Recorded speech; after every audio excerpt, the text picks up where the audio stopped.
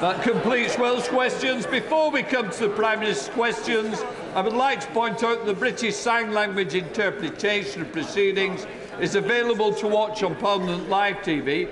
We start with questions to the Prime Minister. Kate Knifton. Question number 1, please, Mr. Speaker. Mr. Speaker, I know members from across the House will be as shocked and appalled as I am about the case of David Carrick. The abuse of power is truly sickening, and our thoughts are with his victims.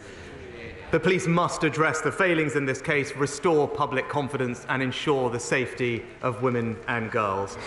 There will be no place to hide for those who use their position to intimidate those women and girls, or those who have failed to act to reprimand and remove those people unfit from office.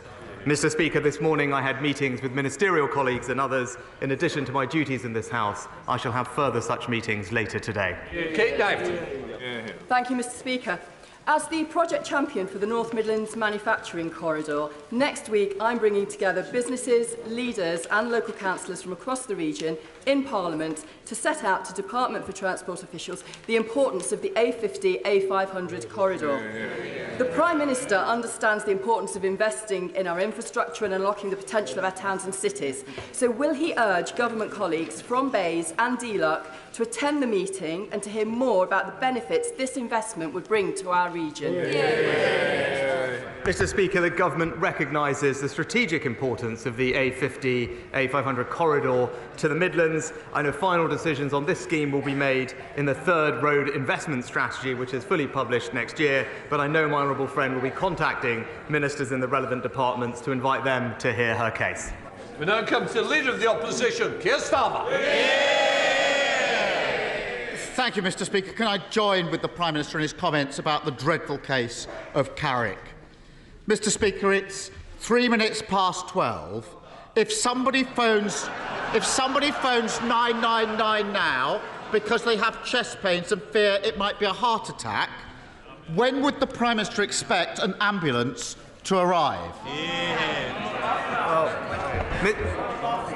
Mr. Speaker, it's absolutely right that people can rely on the emergency services when they need them, and that's why we're rapidly implementing measures to improve the delivery of ambulance times and indeed urgent and emergency care. But I'd say to the honourable gentleman, if he cares about ensuring that patients get access to life-saving emergency care when they need it, why won't he support our minimum safety legislation?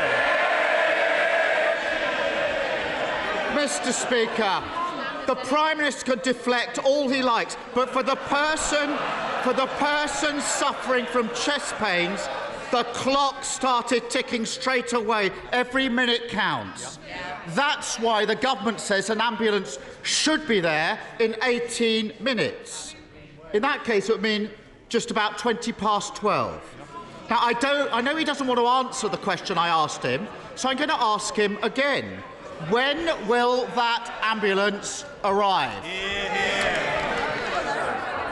Mr. Speaker, because of the extra funding we're putting in to relieve pressure in urgent and emergency care departments, because of the investment we're putting in ambulance call handling, we will improve ambulance times as we are recovering from the pandemic and indeed the pressures of this winter. But I say to the honourable gentleman again, because he makes my case for me, he describes the life-saving care that people desperately need. So why, when in other countries like France, Spain, Italy and others, why is he depriving people here that care? Mr. Speaker, he obviously doesn't know or doesn't care. I'll tell him. If our heart attack victim had called for an ambulance in Peterborough at 12:03, it wouldn't arrive until 10 past 2. These are our constituents waiting for ambulances I'm talking about. If it was Northampton, it wouldn't arrive until 20 Order. Mr. Blister, I hope you want to see the rest of the questions out, because I want you to be here, but you're going to have to behave better. Come on, Keir Starmer. Mr. Speaker, I'm talking about our constituents. If they were in Northampton, it wouldn't arrive until 20 past 2. If they were in Plymouth, it wouldn't arrive until 20 to 3. That's why someone who fears a heart attack waiting more than 2.5 hours for an ambulance. Not the worst case scenario, just the average wait. So for 1 week, will he stop blaming others, take some responsibility, and just admit, under his watch, the NHS is in crisis, isn't it? Well, Mr. Speaker, I noticed the one place the honourable gentleman didn't mention was Wales, where we know ambulance times are even worse than they are in England, Mr. Speaker.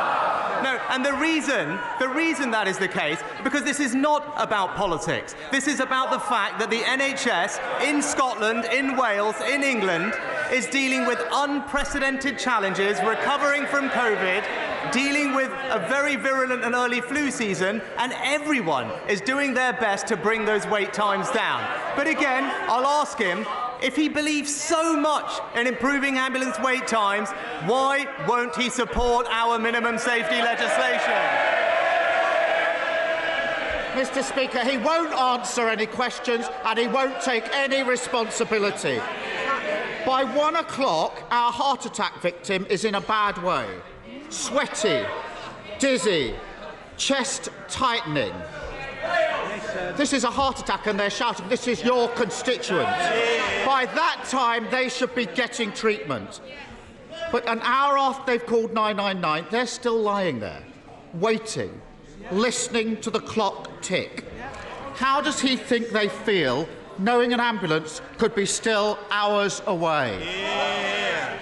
Well, Mr. Speaker, the specific and practical things we are doing to improve ambulance times are clear. We are investing more in urgent and emergency care to create more bed capacity. We're ensuring that the flow of patients through emergency care is faster than it ever has been. We're discharging people at a record rate out of hospitals to ease the constraints that they are facing. And we are reducing the call-out rates by moving people out of ambulance stacks and being dealt with in a community. Now, these are all very practical steps that will make a difference in the short term. But I ask him again and again, and we know why. The reason that he is not putting patients first when it comes to ambulance waiting times is because he is simply in the pockets of his union paymaster. Mr. Speaker, this isn't hypothetical. This is real life. Stephanie from Plymouth was battling cancer when she collapsed at home. Her mum rang 999, desperate for help. She only lived a couple of miles from the hospital, but they couldn't prioritise her. She was 26 when she died, waiting for that ambulance. A young woman whose life was ended far too soon. And I said, Dad, I can't even fathom that pain. So, on behalf of Stephanie and her family, will you stop the excuses, stop shifting the blame, stop the political games, and simply tell us when will he sort out these delays and get back to the 18-minute wait?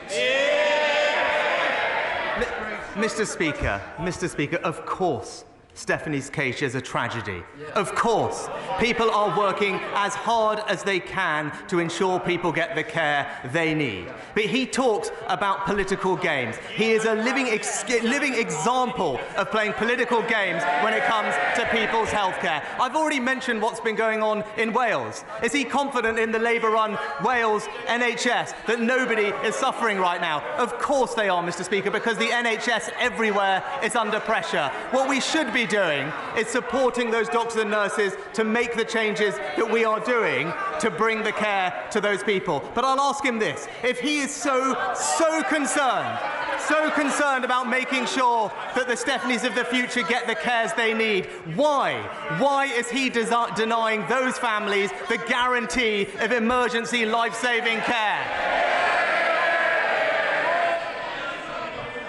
So that's his answer to Stephanie's family. Deflect, blame others, never take responsibility. Just like last week, he won't say when he's going to deliver the basic minimum service levels people need. Mr. Speaker, over the 40 minutes or so that these sessions tend to last, 700 people will call an ambulance. 2 will be reporting a heart attack. 4 will be reporting a stroke. But instead of the rapid help they need, many will wait and wait and wait. So if he won't answer any questions, will he at least apologise for the lethal chaos under his watch? Mr. Speaker,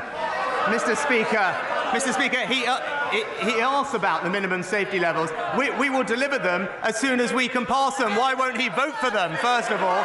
But, Mr. Speaker, we are delivering on the people's priorities. As we've seen this week, the honourable gentleman will just say anything if the politics suits him. It's as simple as that. He will break promises left, right and centre. He promised to nationalise public services. He promised to have a second referendum. He promised to defend the mass migration of the EU. And now we're apparently led to believe that he... I expect the front bench just to keep a little quiet, because if they don't, there's somewhere else for them to shout their noise. Mr. Speaker, if we are going to deliver for the British people, people need to have strong convictions. But when it comes to the honourable gentleman, he isn't just for the free movement of people, he's also got the free movement of principles.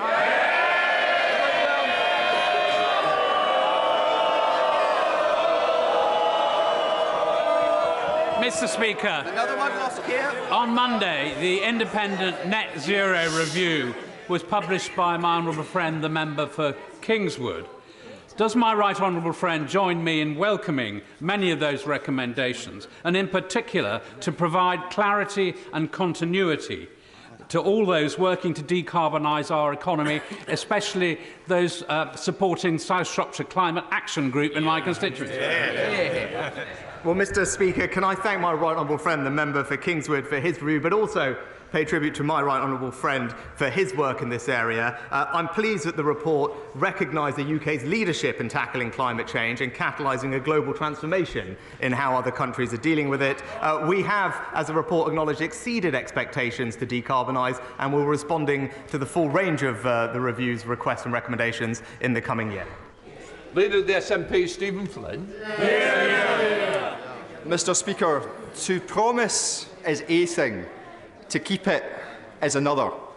Well, the Scottish Government kept their manifesto promise to the people, and thanks to support from members of all political parties in Holyrood, the GRR bill was passed.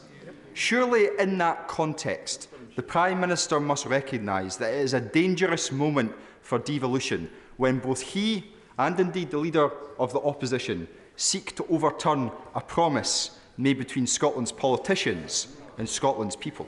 Well, Mr. Speaker, let me be crystal clear that the decision in this case is centred on the legislation's consequences for reserved matters, as is laid out in the Scotland Act, which established the Scottish Parliament, which the honourable gentleman talks about, and at the time supported by the SNP. This bill would have a significant adverse effect on UK-wide equalities matters, and so the Scottish Secretary, with regret, has rightly acted. No evidence. Mr. Speaker, let me be crystal clear.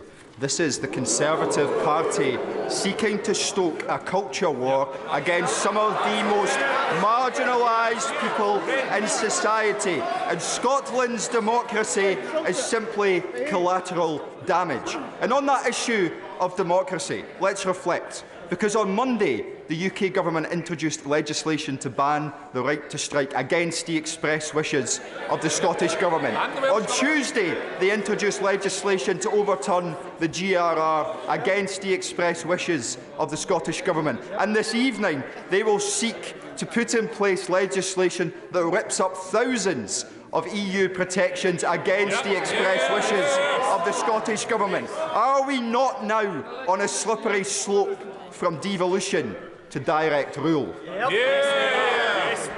No, Mr. Speaker, of course we're not. This is simply about protecting UK-wide legislation, about ensuring the safety of women and children. This is not about the devolution settlement. I would urge the honourable gentleman and his party to consider engaging with the UK Government on this bill, as we did before the legislation passed, so that we can find a constructive way forward in the interest of the people of Scotland and the United Kingdom. Edward Timpson.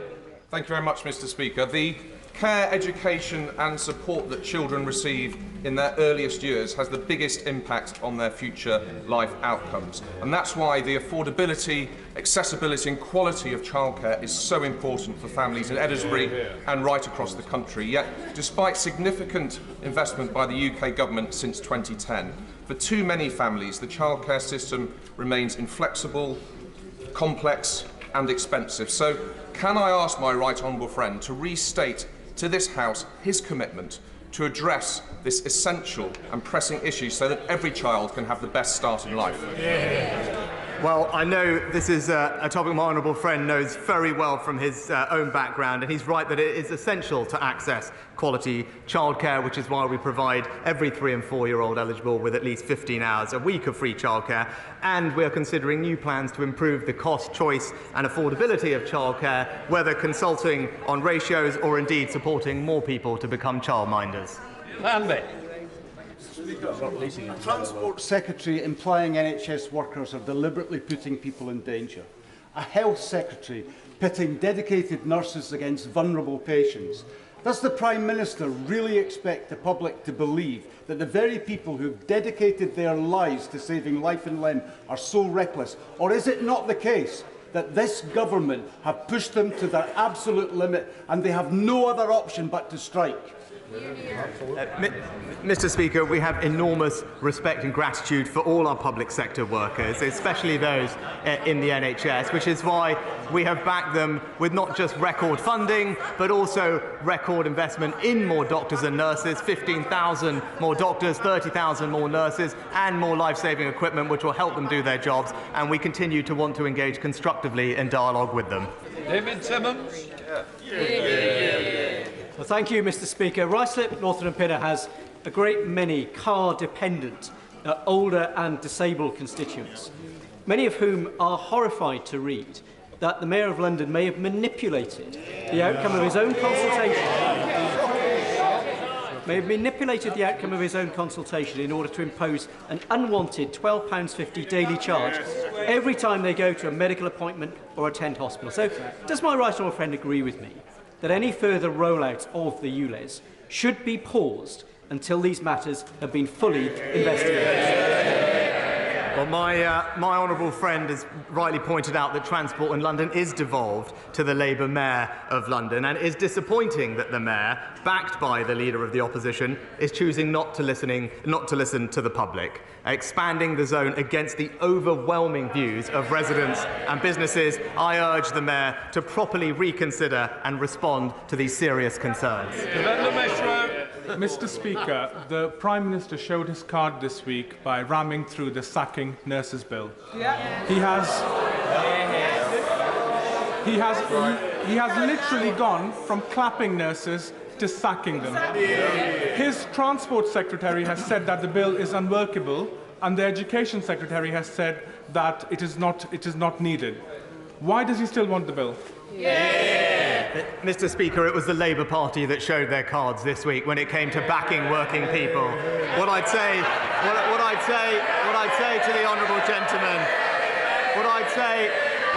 to the honourable gentleman, if he really cares about supporting patients, if he really cares about children getting the education they receive, if he really cares about working people being able to go about their lives free from disruption, he should join actually in legislation which is prevalent in many other countries, ensure minimum safety levels in our critical public services, and get off the picket lines himself.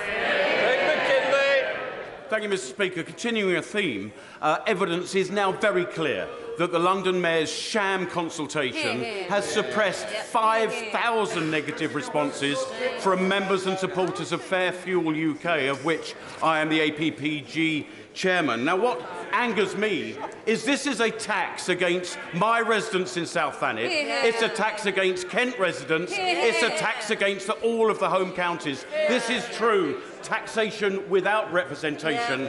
And when my right honourable friend assure me he will do all that he can to stop this, because it is a tax that is a fill-up against a failed mayor's budget and a failed mayor. Well, my honourable friend makes an excellent and powerful point. The Labour mayor is imposing this tax on a public which does not want it. He's right to highlight that. Expanding this zone is not something that communities want, and I look forward to working with him to urge the mayor to properly consider and respond to all these views and stop this unfair tax. Wayne David. Mr. Speaker, during a period of 12 months, 2 of my Caerphilly constituents have lost their lives after being attacked by dangerous dogs. A 10-year-old boy and a senior citizen. Fatalities have also occurred in other parts of the country. It is clear that the Dangerous Dogs Act is woefully inadequate. Yes. The government has commissioned studies. It has debated the subject at length, but it has done nothing. My question is, when will the government take action on the issue of dangerous dogs? Well, the honourable gentleman raises a very important case, and I'm very sorry to hear about the specific families that he mentions, and we recognise that dog attacks can have horrific consequences, and I want to assure him that we take the issue incredibly seriously, and that's why we've established a working group between police, local authorities and other key stakeholders to consider all aspects of tackling irresponsible dog ownership. That working group will make its recommendations later this year, and of course the government will respond promptly. Karen Bradley. Speaker. Mr. Speaker, Staffordshire Moorlands District Council, run by the Conservatives, has an excellent track record of delivering for my constituents whilst keeping council tax low. We have put a bid into the Levelling Up Fund, and I know that that money would make such an incredible difference to my constituents. So will he use his good office to encourage the Department for Levelling Up to look favourably on us this week? Well, my right honourable friend has been a stalwart champion for her community, and in particular their Levelling Up Fund bid, which I know will make a massive difference to her community. I wish her and her constituents every success when we announce the next successful round of bidders to that fund. Sarah Green. Thank you, Mr. Speaker. Many of my constituents in Cheshire and Amersham are struggling to keep up with their energy bills this winter. When they do fall behind, too often, families are punished by being switched over to prepayment meters, which are more expensive, which does nothing to help their financial situation. Will the Prime Minister back our call to ban energy companies from forcibly installing prepayment meters and stop energy companies from switching smart meters over to prepayment meters remotely? Well, Mr. Speaker, I want to assure the honourable lady that Ofgem actually has specific regulations in place regarding the use of prepayment meters and how energy companies should treat those that are struggling with their bills. But what I am pleased to say is that her constituents will receive around £900 at a minimum of support with their energy bills this winter as a result of the actions of this government. Jacques Leplesty. Will my right honourable friend join me in paying tribute and thanks to the several thousand people at MOD Defence Equipment and Support at Abbey Wood in my constituency who work tirelessly to ensure that the military equipment and supplies that we have pledged to the people of Ukraine are dispatched quickly and efficiently? And does he agree with me that events in Ukraine are a reminder yet again of the need to invest more in our own sovereign defence manufacturing capability? Well, Mr. Speaker, my honourable friend makes an excellent point, and I'm happy to join him in paying tribute to his constituents at the MOD facility. The work they are doing is making a critical difference in the fight to combat Russian aggression in Ukraine. I know it's extremely appreciated both by the President of Ukraine and his people, and he's right also that it highlights the need for more investment, which is why we're putting £24 billion of investment into our armed forces, but also increasing the amount of kit that we manufacture here at home. Thank you, Mr. Speaker. It's almost a year to the day since the then Business Secretary, at a visit to the British Rail site in my constituency, promised the company £100 million and proudly boasted to the national media that he couldn't think of a better project that better demonstrated levelling up. Yesterday, the company entered administration, having received not a penny in financial support from the government. Would the Prime Minister agree with me that there's not a single project in the country that better demonstrates the government's lack of industrial strategy, failure of levelling up, an abandonment of the North East. Well, Mr. Speaker, first of all, let me say my thoughts are with the company's employees and families at the time, and we stand ready to support those impacted. Now, let me just outline for the Honourable Gentleman what exactly has happened. We did offer significant support to British Volt through the Automotive Transformation Fund, considerable amount of funding, but entirely reasonably, and it's not something that I expect the Labour Party to understand, that support was conditional on the company receiving private investment as well, which I think is a sensible protection for taxpayers. Unfortunately, that didn't materialise, but I think it's completely wrong to take from that about what else is happening in the North East. Across the North East, there is new investment in the new Envision and Nissan plant, in electric vehicle manufacturing, £1 billion investment in the North East. Just look at what's happening in Teesside or on clean energy. This government is committed to the North East, and it will deliver more jobs and opportunity under this Conservative administration.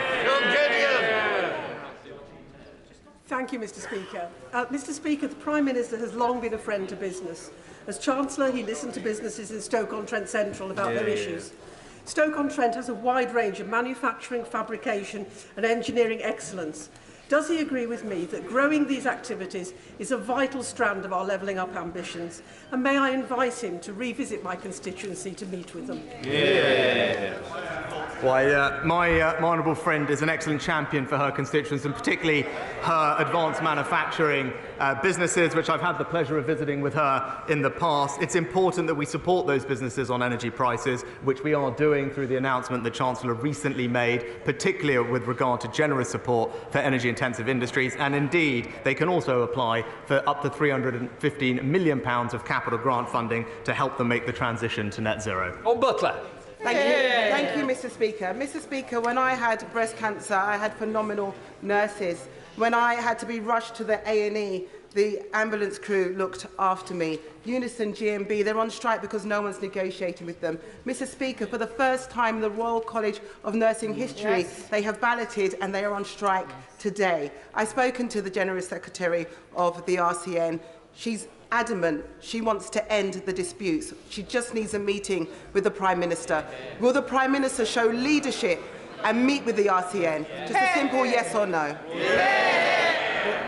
Mr. Speaker, at the turn of the year, the government wrote to all unions, including the RCN, to invite them for frank, open, honest, two-way dialogue with relevant Secretaries of State. I'm pleased that those meetings are happening in a range of sectors, and I hope that we can find a constructive way through this.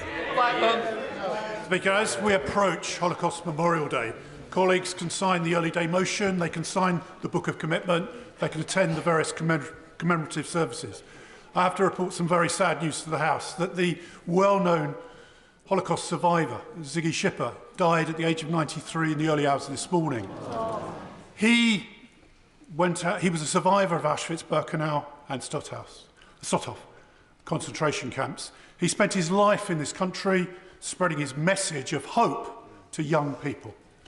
Will my honourable friend join with me in thanking Ziggy for his life, for his message, which is very vitally important as we sit here today. Do not hate. Well, Mr. Speaker, I'm very sorry to learn that Ziggy has passed away, and my thoughts are, of course, with his family. I know he was a man with wonderful, wonderful energy and humanity, and I pay tribute to him for his work, and indeed all Holocaust survivors who have so bravely shared their testimonies. We must never forget the Holocaust, and as my honourable friend rightly said, I know the whole House will join me and him in echoing Ziggy's message, which is poignant and accurate. Do not hate. Graham Stringer. Will the Prime Minister join his Conservative predecessors in guaranteeing that the HS2 project reaches Manchester, or does he still believe that investment should be taken for poorer areas in the north and given to the more affluent parts of Kent? Mr. Speaker, this government is investing record sums in transport infrastructure across the country, but especially in the North and Midlands, with a £96 billion integrated rail plan, which will improve journey times east-west across the north and connectivity across the East Midlands. It's a record we're proud of, and now we'll get on with delivering it. Richard Fuller.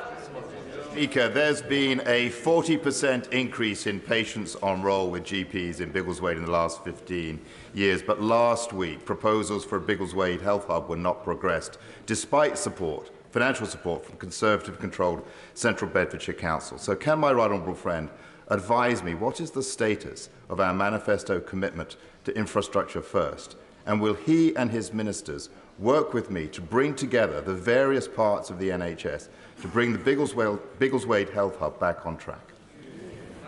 Well, I'd be very happy to organise a meeting for the honourable gentleman to discuss how to progress his project. He's right about the importance of primary care. There is more investment going in, but we want to make sure it works for his constituency, and I look forward to arranging a meeting with him with the relevant minister. Thank you, Mr. Speaker. The Prime Minister is well aware of the injustice of prepayment meters, not recently because he commented on it earlier in a question, because it's long-standing. Higher tariffs and higher social charges. Why then has he allowed a situation where hundreds of thousands have been forced into that penury at a time when winter is upon us and prices are rocketing, and where we face a situation of 8.4 million people facing fuel poverty in April?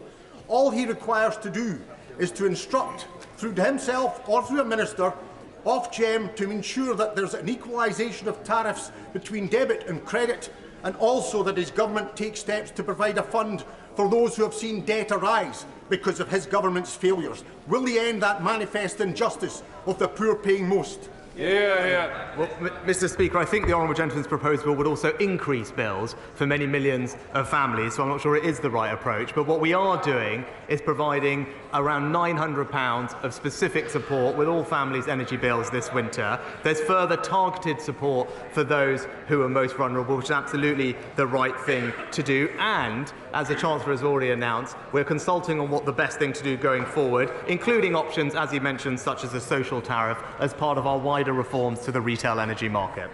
Laura Farris. Thank you, Mr. Speaker. Every single country in the G7 requires some level of minimum service to be provided when strikes take place in essential public services, often with laws that actually go much further than that.